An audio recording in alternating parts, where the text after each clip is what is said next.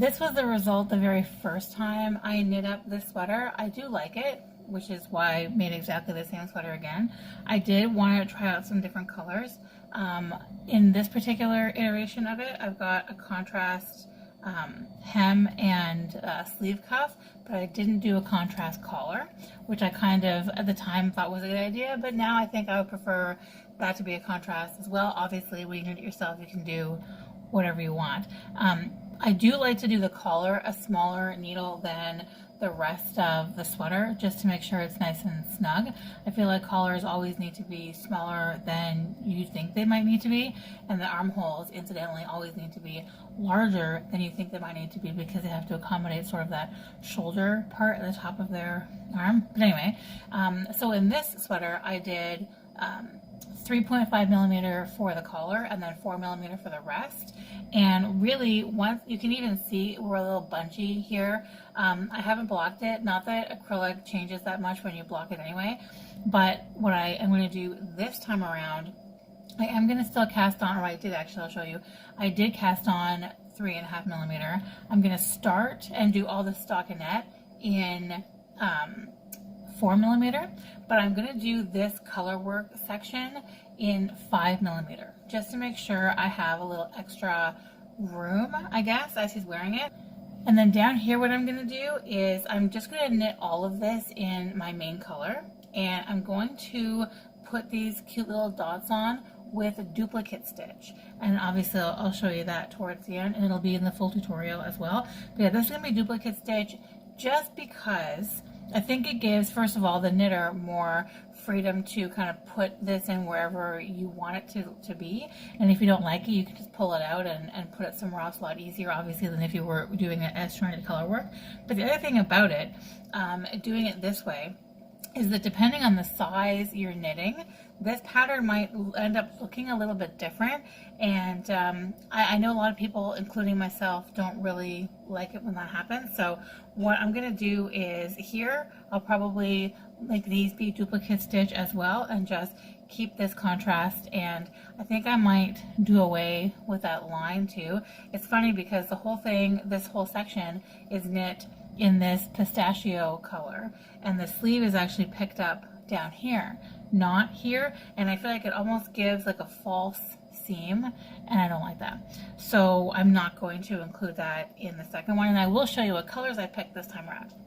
So I do still like this kind of pistachio pink combination. What I'm doing here is I've got a pistachio collar, and what I'm going to do is the collar and the bottom hem are going to be this pistachio color, and so will the sleeve cuffs, but the hearts are going to be this pink. I know I need to really come in close to show this to you. I'll link this. This is the Paintbox Baby DK, and it's pink, but it has these really sweet little flecks of yellow and purple in it. Kind of reminds me of the Taylor Swift Lover aesthetic. So cute, and looks really cute when knit up with this mohair. This is from Mindfulness Makes. I can link that as well. And then for the body, I'm going to use this like coffee color. I think it's actually called Cafe is the colorway. This is Lion Brand. I'll link everything. So this is going to be my main color. This is going to be my contrast, and this is my color work. And I will use this for duplicate stitch over it as well. So yeah, this is where I am so far.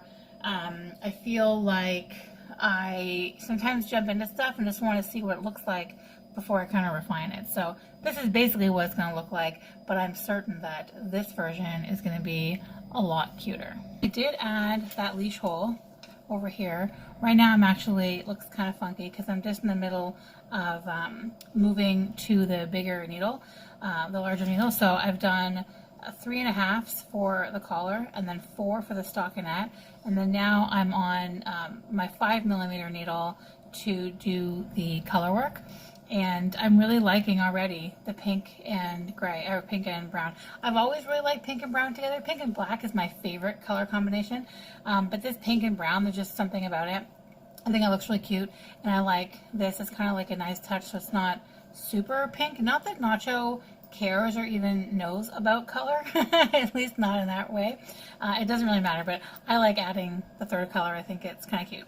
So I'm just going to keep going with the chart, like with the heart chart.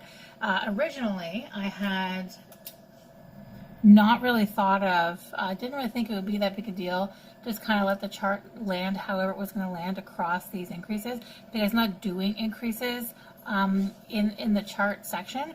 We're just doing the chart and then picking up the increases again after. But the problem with that is it sort of lays in it, and I don't love that. So that's not showing in the background. I just kind of redid the chart a little bit by just a couple of stitches so that it'll lay over here, hopefully.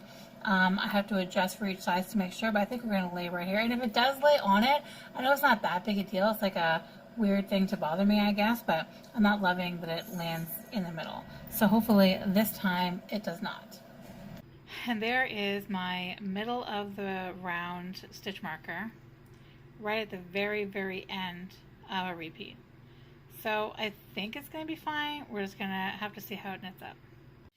Just doing a try on because I was a little bit nervous that I had gone too far, but I think this is actually the perfect spot for armholes. What do you think? Hey, Nacho, is it time for armholes? Yeah, you think so? I love these chest increases here, and I think doing the collar in like a much smaller needle size is good because it keeps it up higher to keep him warmer. So yeah, looking good so far. Bottom hem. This is how much further down I did my my back from my front. That's how long mine is. Okay, so now we're gonna get into these armholes. Okay, so everything has been tucked in nice and carefully, and oh, I feel like there's always one that you miss. Okay, I missed one. From here, once I get this last one tucked in, from here we're going to do duplicate stitch along the bottom half of the body. And you can feel free to freestyle. For my duplicate stitch, I just did lots along the bottom, and then a little less, and a little less, and a little less.